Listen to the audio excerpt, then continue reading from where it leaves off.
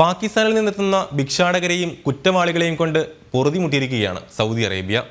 തീർത്ഥാടനത്തിന്റെ മറവിലുള്ള ഭിക്ഷാടകരുടെ കുത്തൊഴുക്ക് വ്യാപകമായതോടെ ശക്തമായ മുന്നറിയിപ്പുമായി രംഗത്തെത്തിയിരിക്കുകയാണ് രാജ്യം.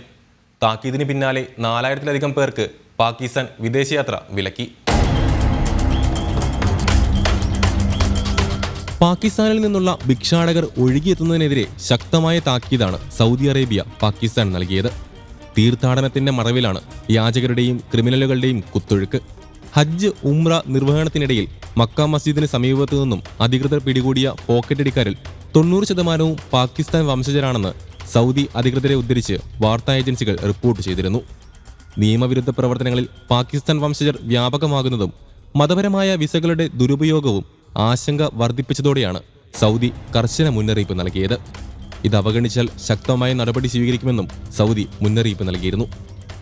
തീർത്ഥാടനത്തിന്റെ മറവിൽ പാകിസ്ഥാനിൽ നിന്നും ഭിക്ഷാടകരും കുറ്റവാളികളും ഒഴുകിയെത്തുന്നത് പുതിയ കാര്യമല്ല. കഴിഞ്ഞ വർഷം ഹജ്ജ് സീസണിലും സൗദി മുന്നറിയിപ്പ് നൽകിയിരുന്നു. യാചകരുടെ കയറ്റുമതി പരിഹരിച്ചില്ലെങ്കിൽ കർശന നടപടികൾ എടുക്കുമെന്ന് സൗദി അറേബ്യ ഉൾപ്പെടെയുള്ള പല പശ്ചിമേഷ്യൻ രാജ്യങ്ങളും പാകിസ്ഥാന് മുന്നറിയിപ്പ് നൽകിയതായി ഇന്ത്യ ടുഡേ റിപ്പോർട്ട് ചെയ്യുന്നുണ്ട്. സൗദി അറേബ്യയുടെ മുന്നറിയിപ്പിനെ തുടർന്ന് 4000-ലധികം പൗരന്മാർക്ക് പാകിസ്ഥാൻ സർക്കാർ യാത്രാവിലക്ക് ഏർപ്പെടുത്തി. ഈ വർഷമാദ്യം രാജ്യത്തിന്റെ അന്തർദേശീയ പ്രതിച്ഛായയ്ക്ക് കോട്ടം വരുത്തുന്ന പ്രൊഫഷണൽ ഭിക്ഷാടകരെന്ന് തിരിച്ചറിഞ്ഞ 2000-ലധികം വ്യക്തികളുടെ പാസ്പോർട്ടുകൾ പാകിസ്ഥാൻ റദ്ദാക്കിയതായി മാധ്യമമായ ഡോൺ റിപ്പോർട്ട് ചെയ്തിരുന്നു. കനത്ത സാമ്പത്തിക തകർച്ചയാണ് പാകിസ്ഥാനിൽ നിന്നും വ്യാപകമായി യാചകർ സൗദിയിലേക്ക് എത്തുന്നതിന് പിന്നിലെന്നാണ് വിവരം.